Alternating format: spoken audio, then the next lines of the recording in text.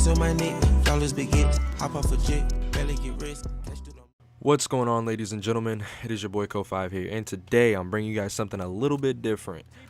Normally I'd upload a vlog or a gameplay, I guess, or a walkthrough, whatever. I guess normally I wouldn't even upload a gameplay because I'm so inconsistent with this stuff, but I told you guys I'm gonna be a lot more consistent, so here we are.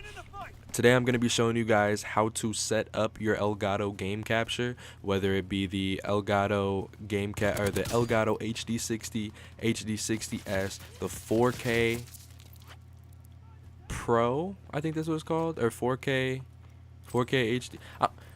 All of the Elgato devices, this is exactly how you set the program up and get it to work properly. So now, for those of you who don't have a great computer, I'm going to show you some of the settings that you can use because sometimes this program does require a decent computer, and if you don't have a decent computer, then it's just going to be bad. So just make sure you have a powerful enough computer, you know, at least something decent. But here are some of the settings, and this is exactly how I have mine set up. Once you get over into the software right here, this is the Elgato Game Capture HD software. I will leave a link down in the description below, and then you guys can go and download it. Of course, it's a free download, but once you have your whole capture card set up and everything's wired up and, you know, ready to go, this is the software. Now, once you download the software and open it up, you want to make sure all your drivers are updated, of course. Or if there's any Windows update that you need to install, go ahead and install that update just to prevent any compatibility issues. Once you get it set up, this is the software. So up here in the top right, you have Capture, Edit, Device, Game Capture HD60S.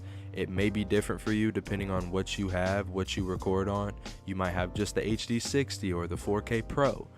Now, then you got live streaming, game audio, live commentary, Elgato game sound capture, etc., etc. At the very bottom you have record, a big old record button.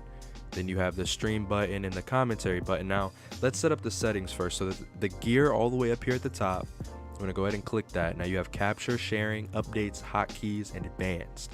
Let's go to sharing. Now I have all of these unchecked. This is like a personal preference.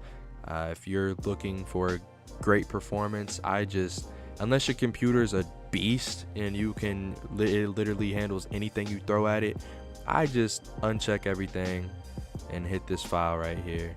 I mean, I don't really know that it makes a big difference, but this is just how my settings are. This is how my setup is. So I have the file MP4 Pro, or that file MP4 checked right here, and literally all that does is it's just converting your video file into MP4 format. So this is unchecked. So use 1080p for iPad and Apple TV exports is unchecked. That box is unchecked. Maximum number of simultaneous exports is on 1. Always convert new videos to MP4 file. That's checked for me, of course. And then these 3 are unchecked and these 2 are checked. So really it's just all personal preference and under this tab right here. So then you go under the advanced tab, and this is your decoder, encoder, and then you have this bar right here. So it's trial and error. Whatever kind of PC you have, if you have a super strong computer or a super strong graphics card, you could use your graphics card for the decoder or the encoder.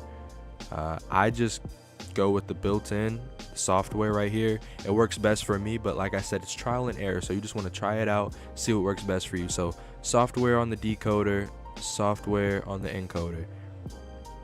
And this bar is all the way on best performance, not highest quality. Again, if you have a strong PC, you can slide this all the way up to highest quality, but in my situation, or maybe even in your situation, if you don't have the best PC, slide this all the way to best performance. Okay, and you go ahead and hit OK, and then you come to this gear right here, which is the device settings. You want to hit this. You have capture, picture, audio, and profiles. Now under the capture tab, you'll have your input device. My input device, I'm recording on an Xbox, or I want to record gameplay on an Xbox One, so of course I choose Xbox One. Your input device may be different. You may be on your 360, your PlayStation 4, PC, even your iPad or Wii U. But I'm gonna go ahead and click Xbox One. Audio input is HDMI. HDMI color range is standard. Profile is HD 1080. and you want to check this box right here that says allow 60 frames per second. You want to check that box, and this quality bar, again, it's all on how your computer is. If you have a great computer, go ahead and slide that all the way up to best. Max it out, of course. But if your computer is kind of weak, or it's just it's not a good enough computer, I guess, you don't want to go past better. You really just want to play with the settings and see what your PC likes best, and see how your PC reacts to it. Like my old PC used to I couldn't do this on best because it would always freeze and glitch out, you know, and just do a whole bunch of crazy stuff. What I do is I keep my quality on best. I have this quality bar all the way on best. I have these 3 unchecked, which is convert standard definition to 640, 480, stretch standard definition input. I have all those unchecked just for performance reasons. I just wanted to perform the best. So once you get done messing with that, like I said, just play with this bar and see what your computer likes best. You're really ready to go. You're ready to record. So in order to start recording, of course, you just hit the big red recording button, and you could record gameplay, and it's going to record the game audio. Over here on this side, you could control how loud your game audio is, and you can also control how loud the live commentary is. Now, if you have your microphone plugged in, you hit this drop box right here, you click this little arrow, and it'll drop down, and if your microphone's not already selected, you go ahead and select your microphone, and you could play with the volume or the gain of that right here. Mine's on 52, which is 1 decibel, and my game audio is on 51, which is -8 decibels. If you want to start recording commentary, you hit this big blue button down here at the bottom. Boom. It's already, as you can see right here, it's starting to pick up my voice now.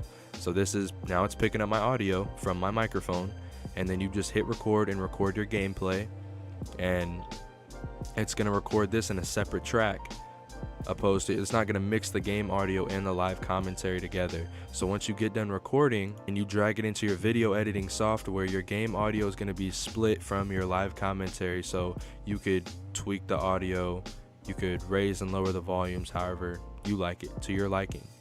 So once you're done recording, you want to go over to this edit tab, and this is where all your recordings are going to be. All my captures are all in here. Don't ask me why about any of these old captures, why there's so many. I'm not putting any of these out. These were all like test runs when I first got the thing. This is where all your recordings are going to be. So you want to go to the recording that you want, boom, and then down under the share tab, it says that here's the file. So when you click that, it's going to start processing, which is basically converting that file or that video into an MP4 format. So once it converts it, it will be in your whatever folder you chose to have all your recordings in. That's where it's going to be. So in my case, it's in my videos. So I'll go to my videos, boom, this is where all my captures are.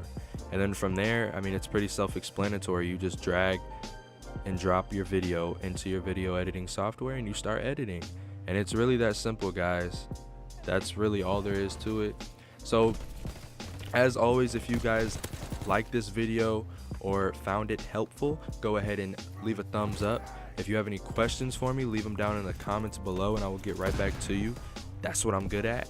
And stay tuned for more great content coming very soon. Like I said, I'm going to be super consistent with this, and hopefully I helped you guys out with this video. So boom, until next time, guys.